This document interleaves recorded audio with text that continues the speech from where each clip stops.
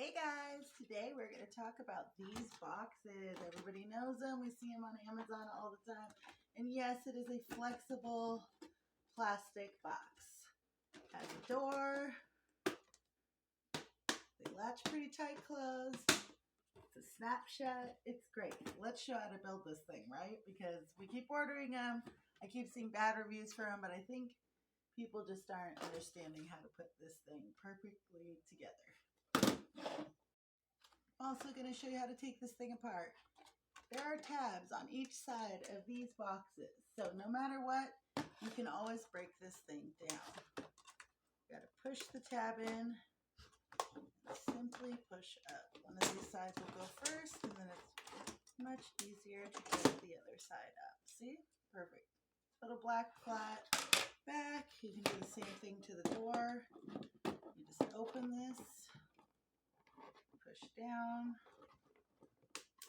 push up, close the door,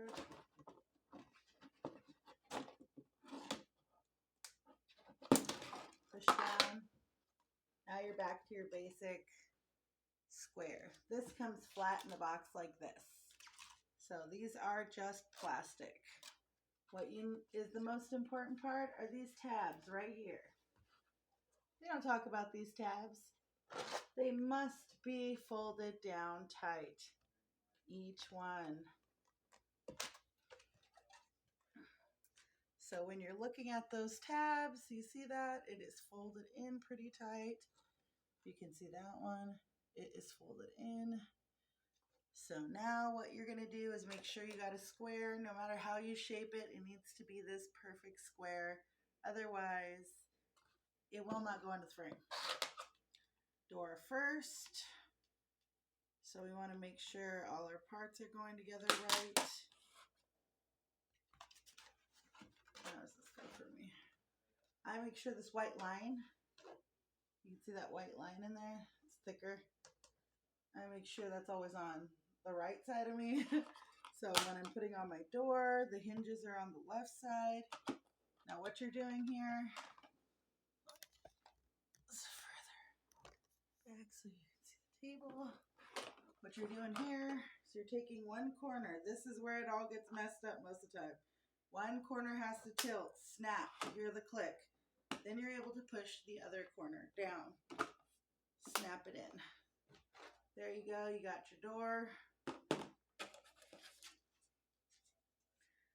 These pegs are important. If you put these on upside down, you're going to have to redo your whole system. So make sure that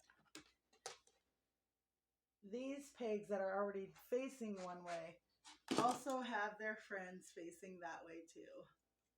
So you can do it like this, but they say lay it down on the table. For me, this was easier to find the corner, snap it on. Make sure all my corners are in and it snaps. Bam. Back to being a functional box. And I will show you what I did with them. This is the reason why I bought the organizers. I am a yarn crafter. It's very hard to find storage that keeps dust off these kind of yarn.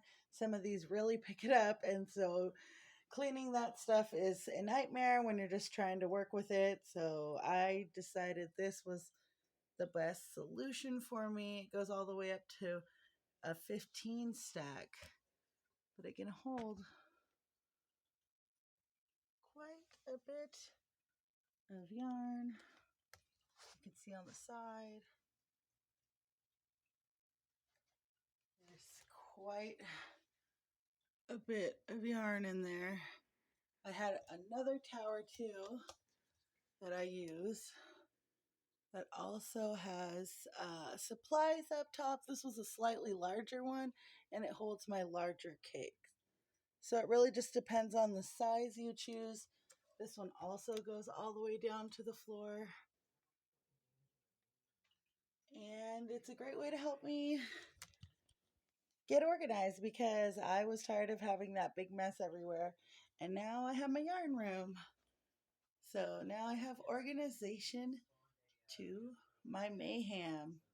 That was 4 bins and, I'm sorry, 4 bags and 2 bins that went into all of that. So definitely get these. They're a great buy. And it'll save you a lot of space and keep your yarn really clean. So I hope you guys enjoyed.